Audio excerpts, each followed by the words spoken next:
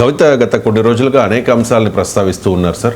కానీ కేసీఆర్ మాత్రం ఇప్పటి వరకు మౌనంగానే ఉన్నారు. భారతీయ జనతా పార్టీ నాయకులు కూడా డిమాండ్ చేస్తూ ఉన్నారు. కిషన్ రెడ్డి అడుగుతూ ఉన్నారు, భారతీయ జనతా పార్టీలో విలీనంపై కేసీఆర్ జవాబు చెప్పాలి అని చెప్పేసి. సో ఇన్ని ఇష్యూస్ జరుగుతూ ఉన్నప్పుడు, ఇన్ని విమర్శలు కవిత నుంచి అండ్ పక్క పార్టీల నుంచి వస్తూ ఉన్నప్పుడు కేసీఆర్ సమాధానం చెప్పాల్సిన అవసరం లేదా సార్? అంటే కవిత రేజ్ చేసిన అంశాలలో కొన్నిటికి సమాధానం చెప్పాల్సిన అవసరం ఆయనకు లేదు, ఆయన ఇష్టం అది. ఇప్పుడు ఉదాహరణకు కేసీఆర్ సెలెక్టివ్గా కలుస్తాడు, అది ఆయన మంచి ఎక్స్ప్లెనేషన్ ఇచ్చుకోవాల్సిన అవసరం ఆయనకు లేదు, ఆయన ఇష్టం అది. లేదు కేసీఆర్ పార్టీలో ఆయన దేవుడు, కానీ ఆయన చుట్టూ దయ్యాలు కోవట్లు చేరాయి, కోటరీ చేరింది, ఈ అంశాన్ని కేసీఆర్ వచ్చే సమాధానం ఎవరు చెప్పుకోరు. ఇలాంటి పార్టీ ఆర్గనైజేషనల్ ల్యాప్సెస్ కవిత ఆరోపిస్తున్నట్లు పార్టీలో ఉండే నిర్మాణ సంబంధిత విమర్శలు ఉన్నాయి.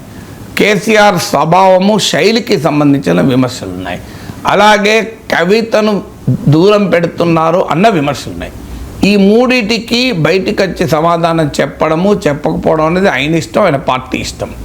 కానీ కవిత పొలిటికల్ అంశాలు కూడా రైజ్ చేసింది. ఈ పొలిటికల్ అంశాలకు మాత్రం ఖచ్చితంగా సమాధానం చెప్పాలి. ఎందుకంటే it is not family issue, it is not party issue, it's not personal issue.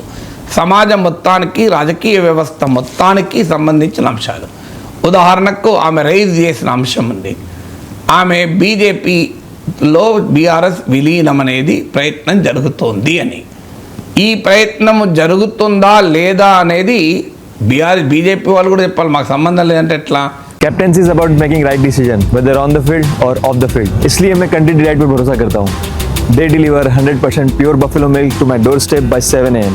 Don't just enjoy our matches. Enjoy village fresh buffalo milk too. Download the country delight app. రాజాసింగమో నిజమే జరుగుతోంది, BRS నాయకులు మా party నాయకులతో సంభాషిస్తున్నారని కూడా రాజాసింగ్ అన్నట్లు వార్తలు వచ్చాయి. పోనీ కవిత అన్న దానికైనా కిషన్ రెడ్డి సమాధానం చెప్పకపోతే రాజాసింగ్ అన్న దానికైనా సమాధానం చెప్పాలి కదా.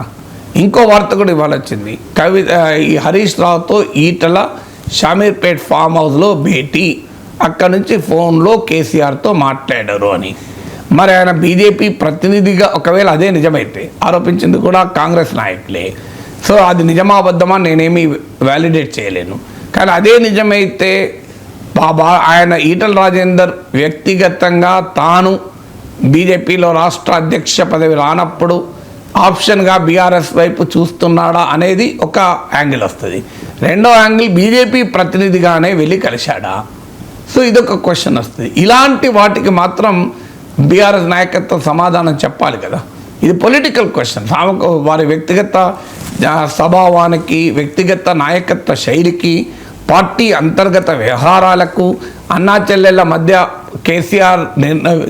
కేసీఆర్ వ్యవహారానికి సంబంధించింది కాదు కదా. They are concern with the politics of Telangana. అక్కడ మాత్రం ఖచ్చితంగా కేసీఆర్ ఈ పొలిటికల్ అంశాలకు మాత్రం సమాధానం చెప్పాలి.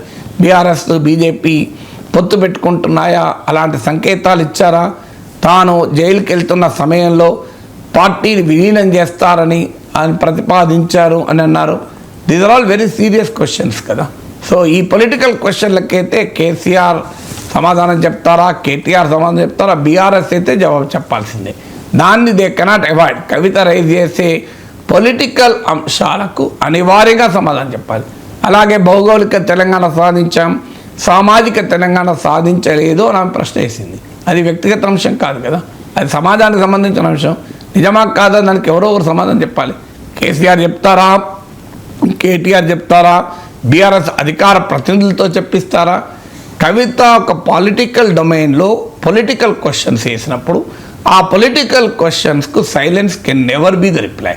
సో అందువల్ల ఆ పొలిటికల్ క్వశ్చన్ రైజినప్పుడు ఆన్సర్ చెప్పాల్సింది. అయితే కిషన్ రెడ్డి అంటే బీజేపీ సంబంధం లేదనలేదు. ఎందుకంటే బీజేపీ బీఆర్ఎస్ కలుస్తాయని వార్తలు వచ్చినప్పుడు బీజేపీ బీఆర్ఎస్ విలీనం కాదు, బీఆర్ఎస్ను మేము విలీనం చేసుకోము, బీఆర్ఎస్తో పొత్తు పెట్టుకోము అనైనా వివరణ ఇవ్వక తప్పదు కదా. అందువల్ల నీకు రెండు పార్టీలు కలుస్తున్నాయప్పుడు ఇద్దరు చెప్పాల్సి ఉంటుంది, ఒక్కరే చెప్పడం అనేది కరెక్ట్ కాదు కదా.